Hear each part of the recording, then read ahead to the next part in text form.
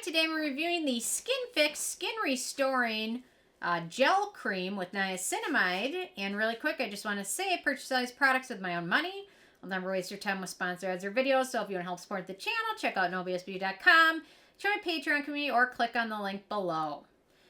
Okay, so Skinfix really recently, actually I picked this up and I think I've been using it exactly 30 days as of yesterday. So, new product. This is, in my opinion, their moisturizer that's geared towards oilier or combination skin. Their lipid peptide cream is a little bit thicker and more geared towards drier skin types, while this one is more friendly for oilier skin. Okay, so they call this a lightweight hydrator that combines barrier-nourishing saccharide isomerate with niacinamide, zinc PCA, and antimicrobial peptides to support skin. So, got it here. New product. Really have enjoyed testing it out. So, okay, so packaging. First criteria, we've got an airless jar pump, which is nice. They also sell refills, which is wonderful. And the plastic is made out of reclaimed and recycled plastic, 26%. You can also recycle it or send it to TerraCycle. What I really wish some of these brands with the refills would do would make them a little bit more affordable. Usually it's like $2 difference, or like if you're Tatcha, like $3 difference. Like, I don't know.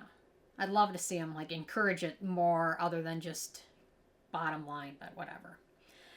Okay, in terms of denatured drying types of alcohol, it does not contain any of those. It's also fragrance free and has no real scent to it. The manufacturing location for this one is Canada, so no issues with that.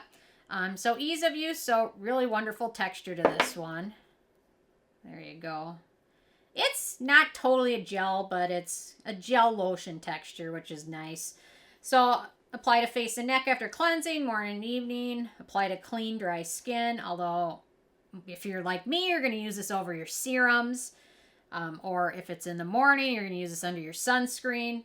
I found it plays well with most sunscreens. I really found it works really well with Elta MD, a lot of their sunscreens, and I don't think I had any pilling issues with any sunscreens with this one. So smooths over skin nicely and sets to a natural finish. It doesn't look super matte, but it doesn't look shiny either.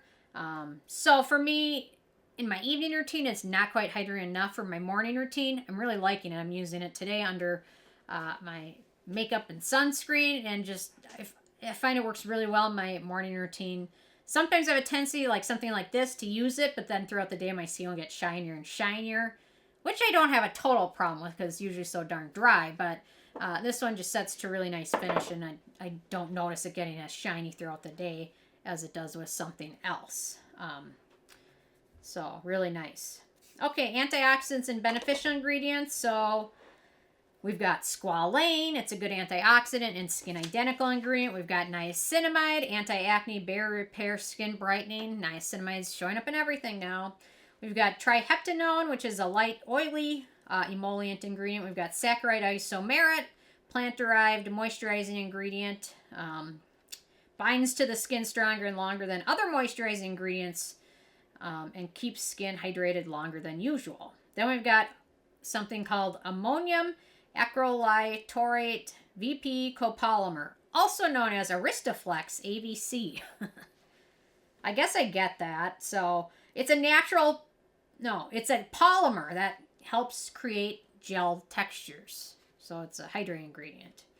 We've got Zinc PCA. It's an anti-acne natural moisturizing factor. Then we've got hydrolyzed hyaluronic acid, chemically chopped up version of hyaluronic acid. Then we've got Allantoin, which is a skin soothing and hydrating ingredient.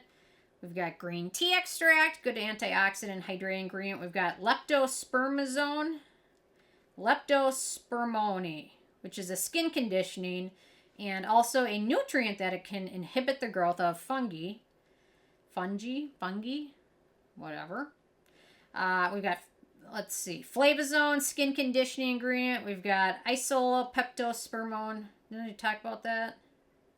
Oh, it's a different version. It's an Isoleptospermone, skin conditioning antimicrobial ingredient. And then finally, Ethylhexylglycerin 4, which is a humectant. That's a long ingredient list. Well, it's not that long. It's just a lot of vowels.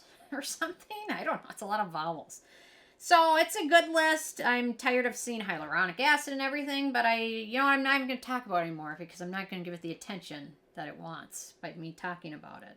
So maybe if I stop talking about it, it'll stop showing up and everything. Okay, so in terms of animal testing, it's vegan, it's gluten-free, it's cruelty-free, it's free of everything. So performance, it's a nice light gel lotion moisturizer. For most dry types, it's probably not going to be enough. Although in my morning routine, even in the winter, it's perfect. So I think in the summer and spring, this one will really be wonderful to use. So in terms of acne-prone ingredients to be aware of, we've only got one, and that's Squalane. Everything else in here is pretty friendly for acne-prone skin. And they also included some nice acne-fighting ingredients, so that's nice to see as well. In terms of the price, it's expensive. This is 50 milliliters, 1.7 ounces, and it retails for about $48. That's not that much cheaper than, like, I guess it's $20 cheaper than the Protini, I guess. So it's expensive. I mean, it's a good product, but it's really expensive. Which is a bummer, but anyway, that's so much. That's, yeah, $48. I think the Protini is $68, so that's crazy. And Drunk Elephant's coming out with another new product, which is just a butter, a marula seed butter or something, so I'm sure that'll be $50. Anyway, okay.